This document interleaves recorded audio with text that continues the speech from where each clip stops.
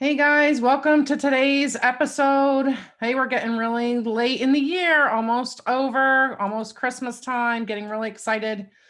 Today we have a guest who is going to help us with sales and follow-up with prospects. So please welcome Wanda Allen. She's from Follow Up Sales Strategies, and she is an international speaker, coach, author, and award-winning business owner. So welcome, Wanda.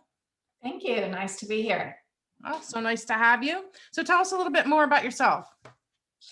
So as you mentioned, I'm a speaker and a coach, and I specialize in the area of follow-up. It's just such a critical part of business and a part of the sales process, but I call it's a fundamental in the sales process, and I call it the forgotten fundamental. But I've had a 25-year corporate career.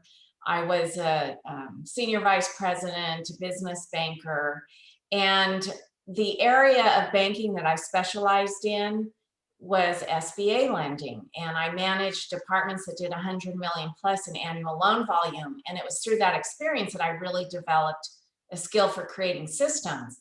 And then after managing SBA for about 15 years, I was asked to consider the position of branch manager, which put me into sales, and I accepted the position.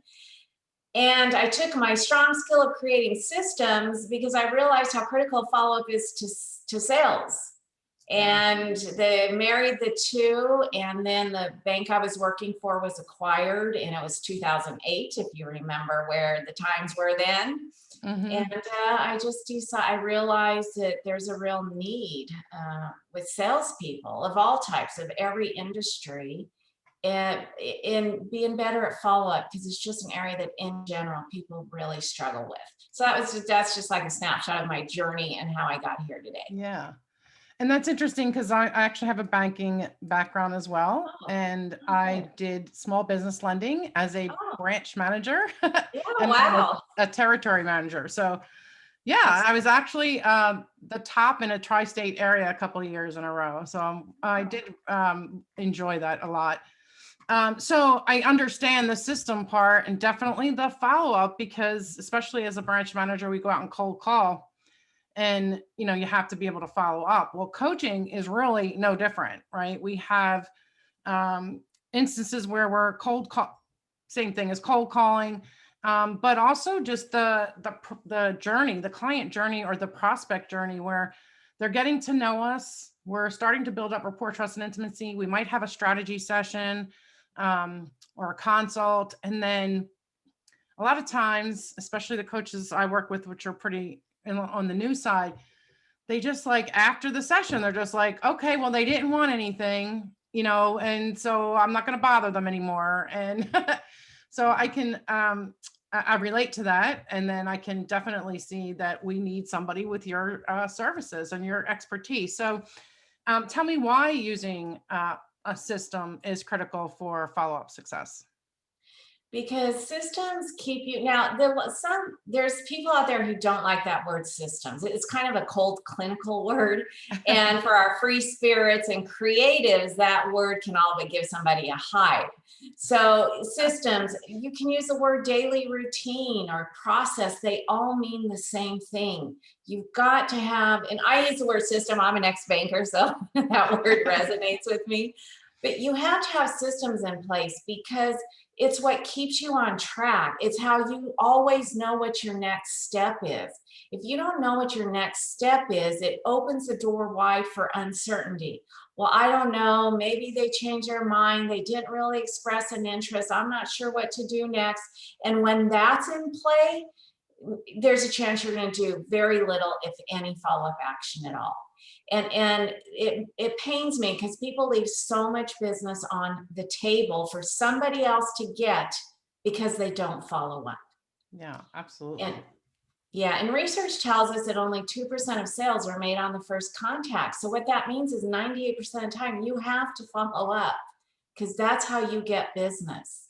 Yeah. That strategy call oftentimes isn't going to be enough to get the business. You've got to follow up, because a lot of times people need to think about it. or they're not quite ready for budget reasons. There's a whole array of reasons why people don't buy on the spot. And that's when you've got to follow up, and that's where systems come into play. Yeah. And sometimes they have to talk to other people. And I know that sometimes people get like surprised at that, but if you're going to make an investment, then sometimes you have to talk to a partner or, whatever, an accountant or somebody. Like there's somebody else that you have to talk to as well. So, and like you said, people aren't 2%, I think you said, are people that buy on the spot. So we talk about takes 5 to 8 touch points. Well, there's all kinds of numbers out there, 5 to 13 touch points before you actually make a sale. Definitely for services versus products. I mean, I think that's a big difference, differentiator, is that when they're buying services, some people don't see the value, at least right away, in a service because they don't have that kind of physical product to walk away with. And so that takes some engagement and some follow-up. So what are kind of the systems that people use that aren't effective? Well, first and foremost is they're not using a CRM. So using no CRM is making the follow-up process so much more difficult. When they're not using a CRM, they're using other systems that are not good, that don't work, that will have you slipping and sliding all over the place, such as a spiral notebook on your desk, sticky notes, your email, your phone. People are trying to make their phones their CRM. They were not designed to be a CRM. Excel, a lot of people still use Excel. Your memory bank, people think they will I'll remember to call Sue 2 weeks from tomorrow. Yeah, you're probably not. Life is just too busy and too crazy. You can't use any of those kind of systems because they just create difficulty. And the mothership of all systems is a CRM. It's just an absolute must. And, it's not a huge investment. There's hundreds out there. You can get them for as little as $10, $15 a month. Right. But that is what houses your relationships, your future business, your prospects. So I always encourage people, don't be penny wise and pound foolish when it comes to a CRM. You just make the investment. The one I use is $15 a month. It's nothing. I get so much back from the return on the that in small investment is enormous. Yeah. And just for those that listening, CRM is client relationship manager, and then CMS, client or customer management system. Either of those you can search for. Like you said, there's hundreds out there, very inexpensive. And then all the way up to very expensive as well. But there's a bunch that you can get that are really easy to use. So okay, so now they go out, they get a CMS or a CRM, and how what kind of mindset do they have to actually use the system? Okay, you've got to be willing. First mindset is you've got to be willing to be uncomfortable, because learning a CRM, there's a learning curve. And so you've got to be willing, and learning curves are uncomfortable. And even with following up, that's a strong mindset. You've got to be willing to bust through discomfort, because I'm sure and that to get to any new level, you've got to get out of your comfort zone. So really commit to learning it, the CRM, and the more you use it, the shorter the learning curve is. So it's within your control how quickly you learn the process. So that's first and foremost mindset you have to have in getting the CRM implemented in your everyday working life. Be willing to be uncomfortable. It's temporary. It's not long lasting. And then once you know how to use it, it's second nature. Yeah, I like that. Mm-hmm.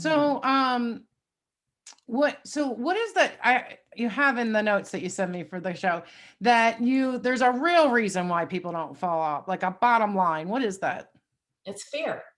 Yeah. Fear. Now, there's so much fear associated with following up. Fear of being uncomfortable is a big one, because follow-up can be uncomfortable if you're not used to doing it, but just view it as a muscle. The more you do it, the stronger it gets and the thicker your skin gets. So that's really important.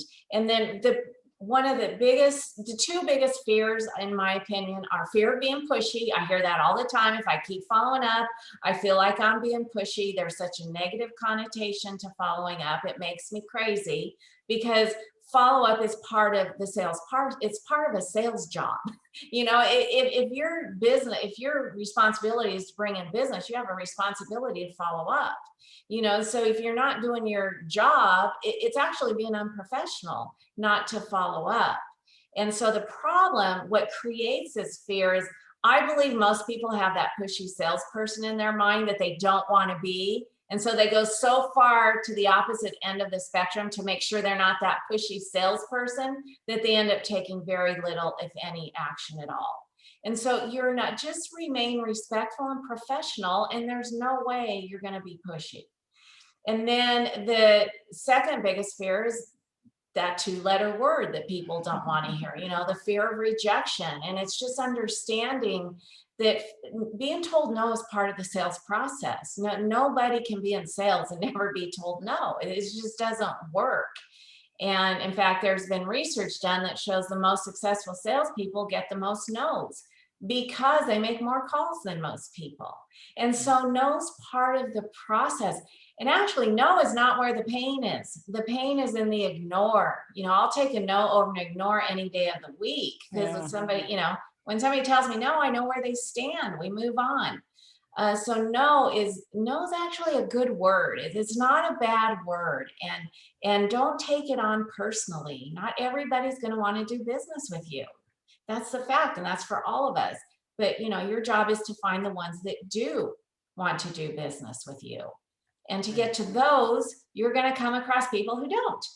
It's nothing personal. It's part of the sales game, part of the sales process. Yeah.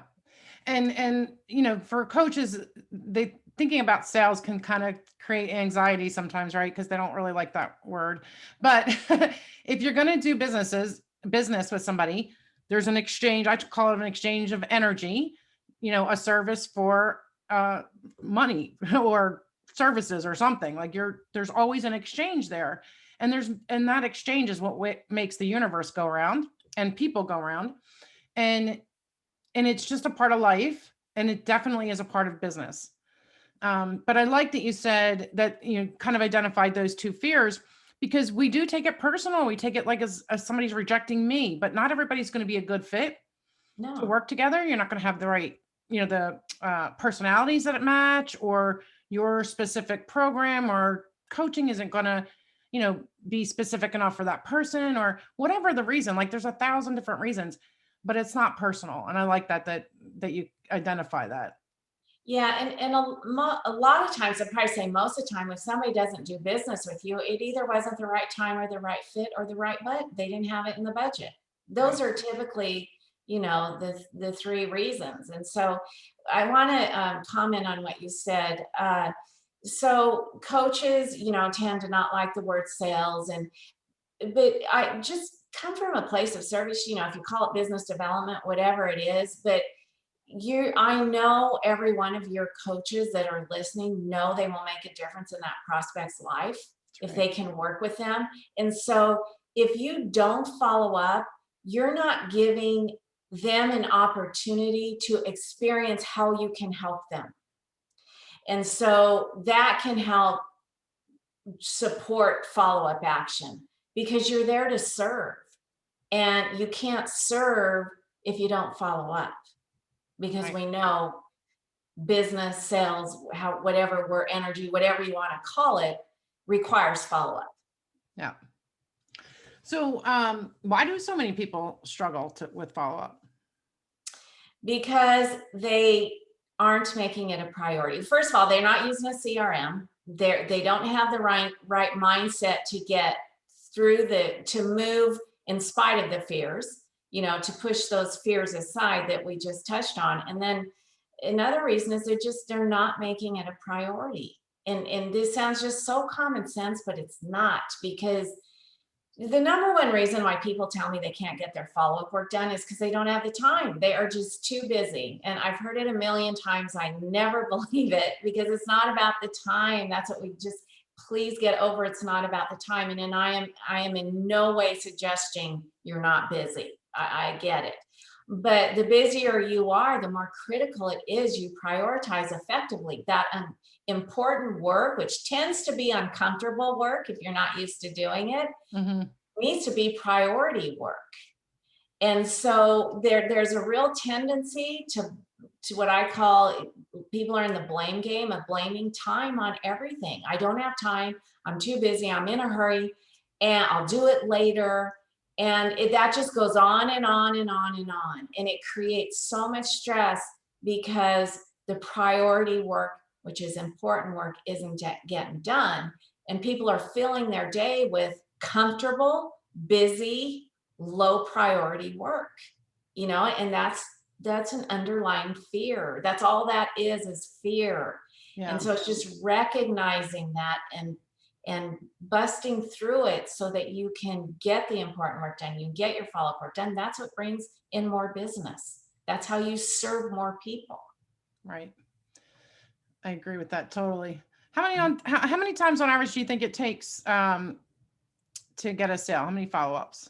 I agree wholeheartedly with 80% of the time it's between 5 and 12 contacts. I agree with that with every part of my being. I agree with that because, prospects don't operate on our timeline. And, as much as you can help them, you're the answer to the struggle they're dealing with, they still are going to operate in their own time.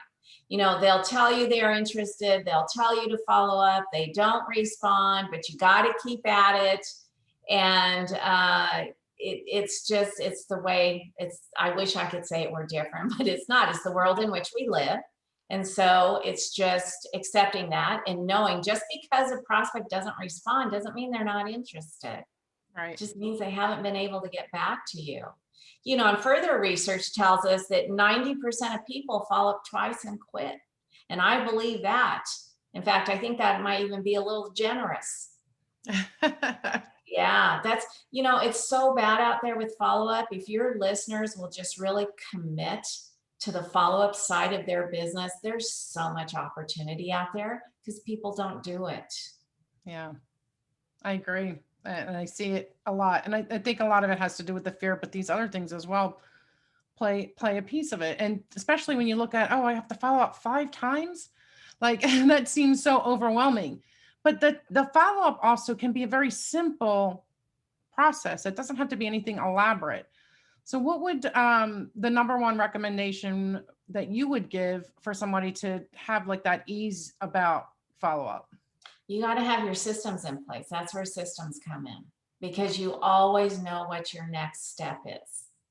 And that's what, and I love that you use the word ease, because when you have your systems and processes set up, that's what puts you in the flow of ease, so that you follow up regardless of how you're feeling, or if this is the 4th time or the 8th time, none of that matters, because you're just following your system. So processes and routines are really critical because they give you structure. And we operate so much better under structure, not so structured that you can't wiggle. There's no wiggle room, but some kind of structure. Otherwise, every day is a free for all, or every prospect, it's just a free for all. And then we go based on our emotions, and that's not good. Emotions get us in trouble. Absolutely, they do. Yeah. So when considering follow-up, thinking about follow-up and putting a process in place, do you consider like relationship management part of that follow-up? Well, for me, follow-up work is converting that prospect into a client. Relationship management is staying in touch once business has been closed. So you're managing the relationships that you've already established. On the prospecting side, of course you're developing relationship as you're working through with that prospect. So in my mind, they're kind of different because they're different situations. Referral sources, past clients, colleagues, relationship management's critical. And here's the other sad part, is that so many people follow up on the prospecting side, get the business, close it, have them go through the program, and then they drop the relationship and they're off looking for their next new. And so many people forget about the relationships they've already established. And just because someone's gone through your program doesn't mean you should drop them. I'm not saying you stay in touch with every single person you've ever done business with, but the ones you enjoy getting to know and working with, don't let them go, because you never know. They could need more coaching. They have referrals for you. And so it pains me that, we all put so much effort on that front end, getting them to a client point or getting that referral source to really start getting comfortable enough with you to give you referrals. And then to drop it, all that work, you're not going to be able to capitalize on it. Yeah, I agree with that. I actually talk a lot about that as far as actually building the relationship before they even become clients. But then, how do you keep them engaged? How do you keep them keep building that relationship? And we talk about a lot of different things in my programs, like just email marketing follow-up specific to previous clients, because it's a little bit different than you would do for prospects. But or having like, a group, a Facebook group or a forum or something where people can still kind of chime in and still get, some attention from you once in a while, because that's important to nurture that relationship. So I agree with that too as well. So what would you say, kind of like a final pointer tip for audience, what would that be from you? Just commit, really. And I said this already, but you have to commit to this side of the business if you really want to achieve the vision and goals that you have. Because without the follow-up, it's really difficult to bring business in. And just accepting that, recognizing it, and committing to it. Because, people, and here's the other thing, is people this is another tip.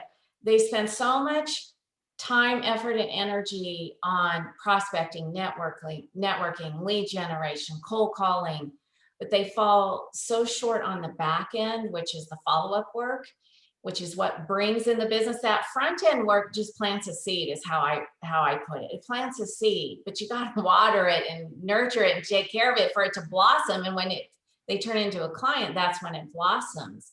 And so please just, and doing that front end work can create a false sense of accomplishment. Well, I'm doing all this. And so please just be really honest and say, okay, the new year's coming. I love it. I always say follow-up is up there with weight loss. Okay, I'm going to do better. I'm going to bring in more sales, and pandemic or no pandemic, I am going to be different. And this is the time. This is the time to commit and make changes and get the follow-up work done so that you can reach your goals and your vision. Yeah, awesome. So you have a free gift for my audience? I do. I have a free guidebook. It's called 7 Follow-Up Strategies to Close More Sales. They can text the word follow-up. It's one word for this, and you text 22828, or they can go to my website and download it on my products page. And my website is followupsalesstrategies.com. Okay, great. All this will, of course, be in the show notes. You guys can just click right through. Thank you so much, Wanda. I just want to say kind of final shout out to you guys is really, systems, being organized, prioritizing your activities. These are things that, that help us to be successful. And so really thinking through what are the things that you have in place now, what systems or what processes, what tasks that that you have to do in your business. How are you managing them? How are you scheduling them out? These are ways to really get clear on the time that you're spending on your business versus in your business, so that we can be profitable and have a sustainable coaching practice. So that's the goal. And to do that, we have to do some things that are not comfortable. But once you get used to it, once you start practicing, it gets easier and easier, and you'll be more successful. And then at some point, you will have a team to be able to help you as well. And that is also a goal. At least it was of mine. And I was happy when I reached it, but I was also happy again going through it and learning these things and putting these things into place. So thanks a lot for listening today, guys. Thank you, Wanda, for joining me. And I will see you on the next episode. Thanks. Bye-bye.